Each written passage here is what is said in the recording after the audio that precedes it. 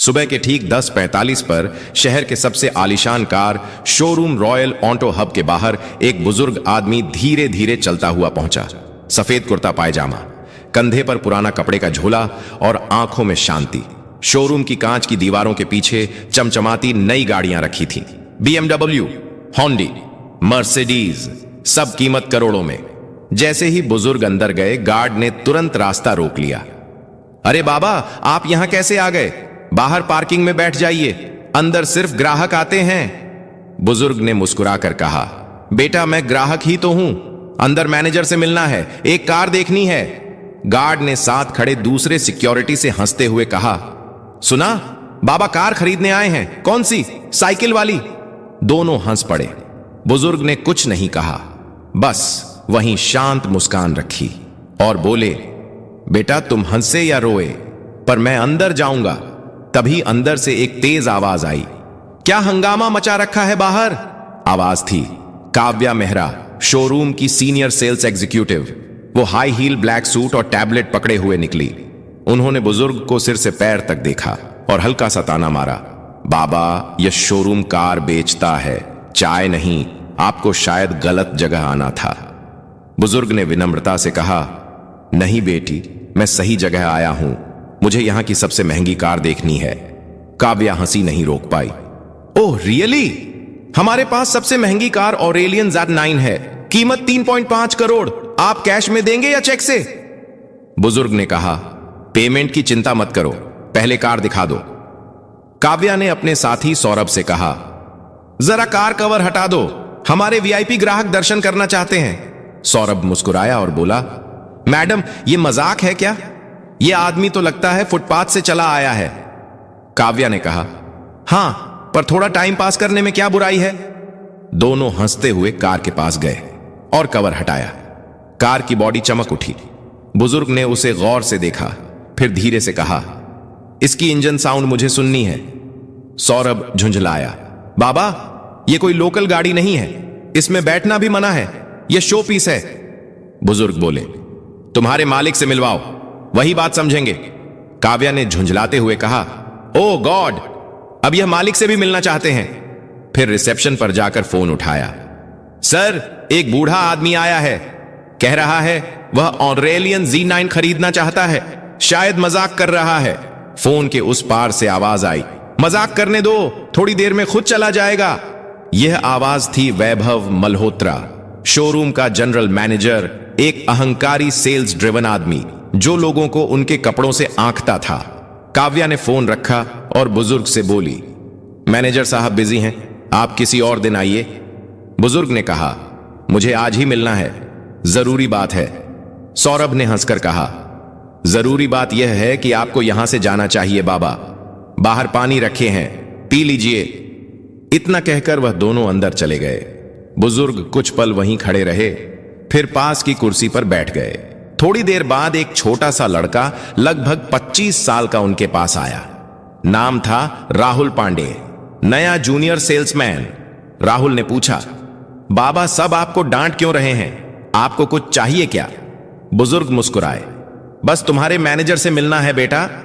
राहुल ने कहा, ठीक है, मैं कोशिश करता हूं। वो भागा भागा मैनेजर के ऑफिस में गया। सर, बाहर एक बुजुर्ग हैं, कहते हैं कार खरीदनी है। मैंने देखा वो गरीब लगते हैं, पर बाद में सच्चाई है। वैभव ने आंखें उठाई, राहुल तुम नए हो, यहां हर महीने 100 लोग ऐसे आते हैं, तुम्हारा काम है असली खरीदार पहचानना। अब जाओ और उसे बाहर भेजो। राहुल ने झिझकते हुए कहा, पर सर अगर वह सच में। वैभव ने बीच में काटा, enough, don't argue, do your job. Rahul बाहर आया। बुजुर्ग अब भी शांत बैठे थे। उसने धीरे से कहा, बाबा उन्होंने कहा आप बाद में आइए, वह अभी बिजी हैं। बुजुर्ग ने सिर हिलाया, ठीक है बेटा, जब समय सही होगा तब मुलाकात खुद हो जाएगी। राहुल ने हैरानी से पूछा, आपका नाम क्या है? बुजुर्ग ने मुस्कुराकर कहा, नाम जानने का वक्त अभी नहीं आया बेटा। और इतना कहकर उन्होंने अपनी झोली से एक छोटा सा सील बंद लिफाफा निकाला। राहुल से बोले, यह अपने मैनेजर को देना, लेकिन जब वह अकेले हो। राहुल ने लिफाफा लिया, क्या इसमें? बुजुर्ग ने कहा, जवाब उसमें मिलेगा, बस दे देना। राहुल कुछ समझ नहीं पाया। लेकिन जब उसने बुजुर्ग की आंखों में देखा तो अजीब सी गहराई महसूस हुई, जैसे वह कोई आम आदमी नहीं, कुछ और ही है। वह लिफाफा उसके हाथ में भारी लगने लगा। राहुल ने वह सीलबंद लिफाफा सावधानी से अपनी शर्ट की जेब में रखा। शोरूम के अंदर अब भी वही घमाघमी थी, नए ग्राहक, चाय की ट्रे, चमकते टायर और सेल्स की बातें, लेकिन राहुल का ध्यान अब कहीं और था। हर बार जब उसकी उंगलियां उस लिफाफे को छूती, उसे लगता जैसे उसमें कुछ बड़ा छिपा है। करीब आधे घंटे बाद शोरूम थोड़ा शांत हुआ। वैभव मल्होत्रा अपने केबिन में अकेले था। राहुल ने हिम्मत जुटाई और अंदर चला गया। सर। हाँ राहुल, अब क्या हुआ? वैभव ने बिना सिर उठाए जवाब दिया। वो जो बुजुर्ग थे ना, उन्होंने यह लिफाफा आपको देने को कहा है। बोले थे अकेले में देना। वैभव ने मुस्कुरा कर कहा। क्यों, इसमें क्या लिखा है? दान का आवेदन? फिर लिफाफा ले लिया, सील तोड़ी। अंदर सिर्फ एक सफेद शीट थी। उस पर नीले इंक से कुछ पंक्तियां टाइप की हुई थीं। प्रिय श्री वैभव मल्होत्रा, आज आपके व्यवहार से मैंने बहुत कुछ समझा। कल सुबह 10 बजे मैं वेलोरियन ग्रुप के हेड ऑफिस में मिलूंगा। वहां तय होगा कि रॉयल ऑटो हब का भविष्य किसके हाथ में रहेगा। NS राठौड़। वैभव का चेहरा तुरंत सख्त हो गया। उसने दोबारा नाम पढ़ा, NS राठौड़। उसका माथा सिकुड़ गया। यह नाम कहीं सुना है। वह बुदबुदाया। अचानक उसे याद आया, वेलोरियन ग्रुप, वही कंपनी थी जिसके फ्रेंचाइज पर यह पूरा शोरूम चल रहा था। और NS राठौड़ वही शख्स थे जो इस ब्रांड के फाउंडिंग डायरेक्टर में से एक थे, लेकिन पिछले कई सालों से पब्लिक में दिखाई नहीं दिए थे। वैभव ने झटके से इंटरकॉम उठाया। काव्या, जल्दी मेरे केबिन में आओ। कुछ सेकंड में काव्या अंदर पहुंची। क्या हुआ सर? वैभव ने उसे लिफाफा थमाया। पढ़ो, ये पता है, ये वही बुजुर्ग थे जो सुबह आए थे, और यह नाम राठौड़। क्या तुम समझती हो इसका मतलब? काव्या ने पढ़ा और चेहरा फीका पड़ गया। सर, मतलब वो हमारे। हां, वैभव ने टेबल पर हाथ मारा। वो हमारे फ्रेंचाइज ओनर में से एक हैं और हमने उन्हें बाहर बैठा दिया। काव्या की आवाज कांप गई। अब क्या करेंगे सर? अगर उन्होंने रिपोर्ट कर दी तो? वैभव ने गहरी सांस ली। कुछ नहीं होगा, अभी तक उन्होंने सिर्फ चेतावनी दी है। कल तक मैं सब ठीक कर दूंगा, काव्या बोली। पर कैसे? जो लोग ऊपर तक पहुंचते हैं वह हर झटका झेलना जानते हैं। कल जब वह आएंगे मैं सॉरी बोल दूंगा। थोड़ा इमोशनल ड्रामा, थोड़ा फ्लैटरिंग, सब ठीक हो जाएगा। काव्या ने सिर हिलाया। लेकिन सर, अगर उन्होंने सीधा कॉर्पोरेट टीम को बोल दिया तो? वैभव ने मुस्कुराया। तब भी मेरे पास एक प्लान है। उनके उम्र दराज होने का फायदा उठाया जा सकता है। अगर उन्होंने कोई क्लेम किया तो मैं कह दूंगा कि कोई फेक आदमी उनका नाम इस्तेमाल कर रहा था। पुरानी ट्रिक है, काम करेगी। काव्या चुप हो गई। वह जानती थी सर का कॉन्फिडेंस कई बार अहंकार की हद पार कर जाता है।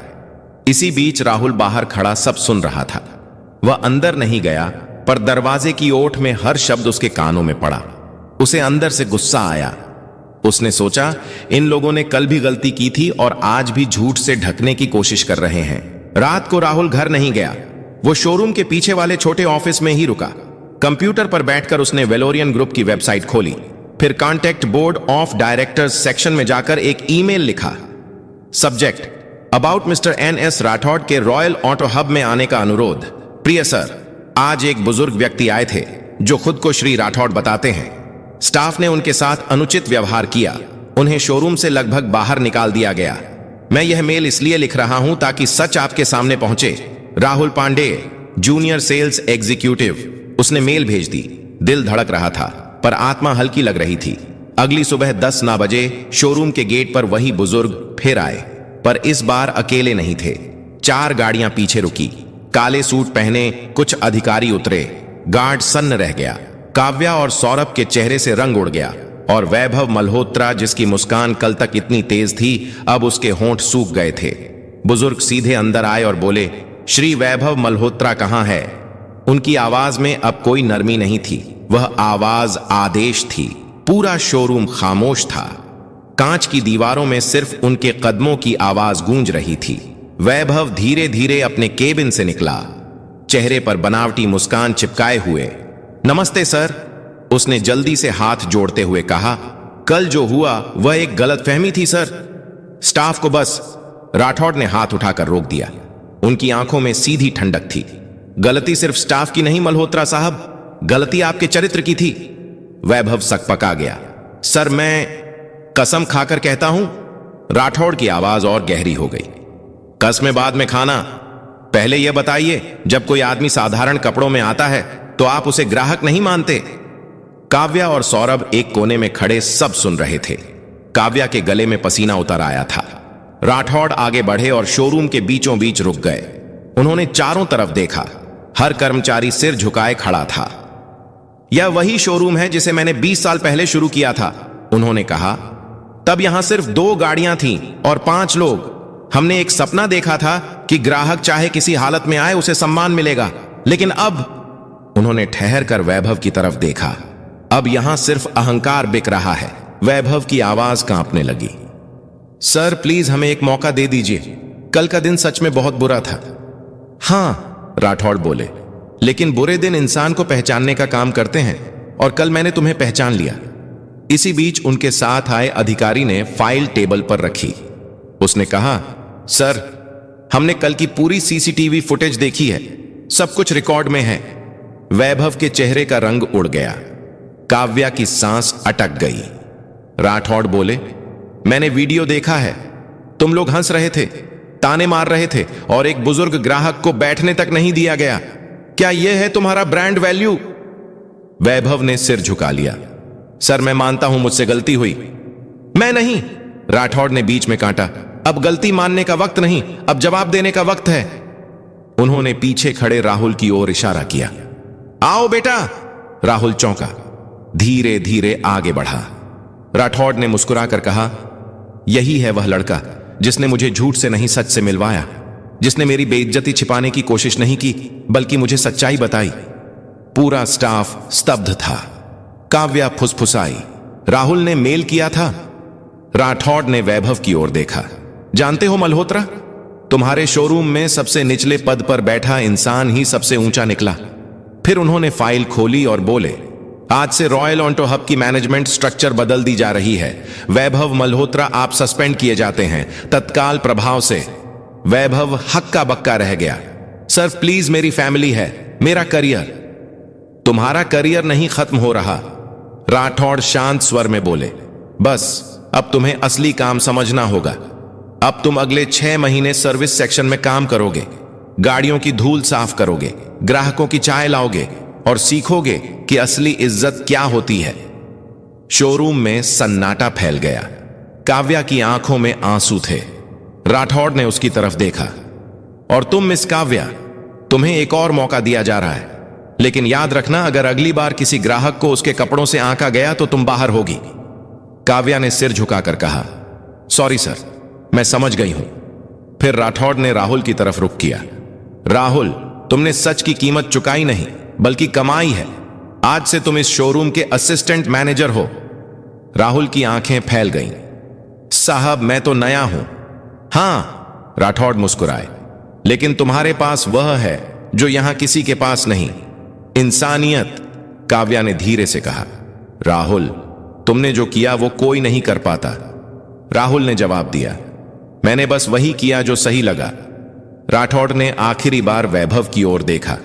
याद रखो मल्होत्रा, ब्रांड की असली कीमत कारों में नहीं होती, बल्कि उन हाथों में होती है जो उन्हें सम्मान से छूते हैं। उन्होंने अपनी छड़ी उठाई और दरवाजे की ओर बढ़ गए। हर कदम की आवाज शोरूम की फर्श पर गूंज रही थी, मानो हर गूंज कह रही हो, इंसानियत की गाड़ी सबसे आगे चलती है। 3 हफ्ते बीत चुके थे। शोरूम का माहौल अब पहले जैसा नहीं था। हर कोई थोड़ा ज्यादा विनम्र, थोड़ा ज्यादा सतर्क हो गया था।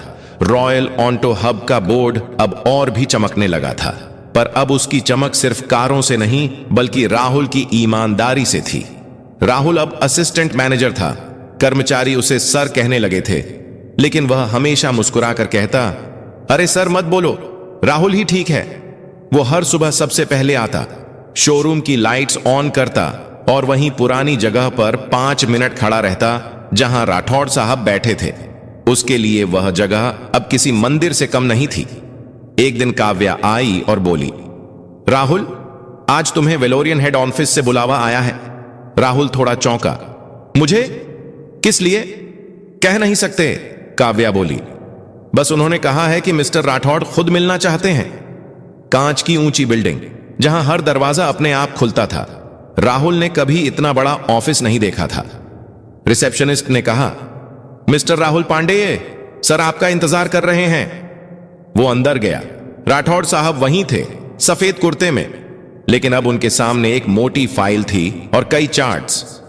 आओ राहुल, उन्होंने कहा, कैसे हो? जी सर, अच्छा हूं, सब ठीक चल रहा है। पता है, राठौड़ ने मुस्कुराकर कहा, मुझे हर हफ्ते रिपोर्ट मिलती है और तुम्हारे नाम के आगे हमेशा एक ही शब्द लिखा होता है, सच्चाई। राहुल झेंप गया। सर, मैं बस अपना काम कर रहा हूं। राठौड़ ने कुर्सी से टेक लगाई।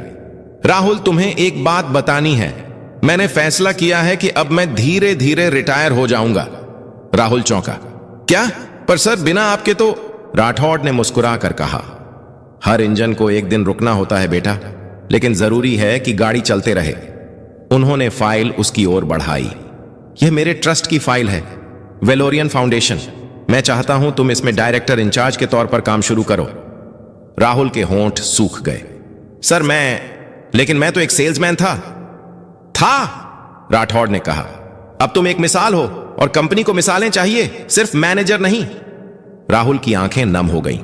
उसने बस इतना कहा, मैं वादा करता हूं सर, कभी झूठ के आगे नहीं झुकूंगा। राठौड़ ने सिर हिलाया। मुझे पता है, इसलिए तो तुम चुने गए हो। वैभव अब सर्विस सेक्शन में था। ग्राहकों की गाड़ियों पर डस्टर चला रहा था। कभी कभी दूसरे स्टाफ उसकी तरफ देखकर मुस्कुराते, पर वह अब कुछ नहीं कहता था। वह चुपचाप काम करता, हर गलती को सुधारने की कोशिश करता। एक दिन राहुल सर्विस एरिया में गया। वैभव सर। वैभव चौंका। किसी ने हफ्तों बाद उसे सर कहा था। मैं बस यह कहना चाहता था, राहुल बोला, कि मैं आपकी जगह नहीं ले रहा। मैं बस वही कर रहा हूं जो आपने मुझे सिखाया। काम में लगन रखो। वैभव ने उसकी तरफ देखा। आंखों में हल्की नमी थी। राहुल, उस दिन अगर तुम सच ना बोलते तो मैं कभी अपनी गलती नहीं देख पाता। तुमने मुझे गिराया नहीं, जगाया है। राहुल मुस्कुराया। फिर तो हम दोनों ने कुछ सीखा। वैभव बोला, हां, एक बात जरूर सीखी, कपड़े नहीं किरदार पहचानो। दोनों ने हाथ मिलाया। काव्या पास खड़ी थी। उसकी आंखों में भी एक सुकून था। रात को राहुल जब बाहर निकला तो पार्किंग में एक कार खड़ी थी, काली पुरानी लेकिन चमकदार। वो वही कार थी जिसमें राठौड़ साहब उस दिन पहली बार आए थे। उसके बोनेट पर एक छोटा सा लिफाफा रखा था। राहुल ने उठाया। अंदर सिर्फ एक लाइन लिखी थी, जब दुनिया तुम्हें पहचानने लगे तब भी वही बने रहना जो तब था जब कोई नहीं जानता था। NS राठौड़। राहुल मुस्कुराया, लिफाफा जेब में रखा और आसमान की तरफ देखा, जहां सितारे भी मानो कह रहे थे, सच की गाड़ी कभी रुकती नहीं।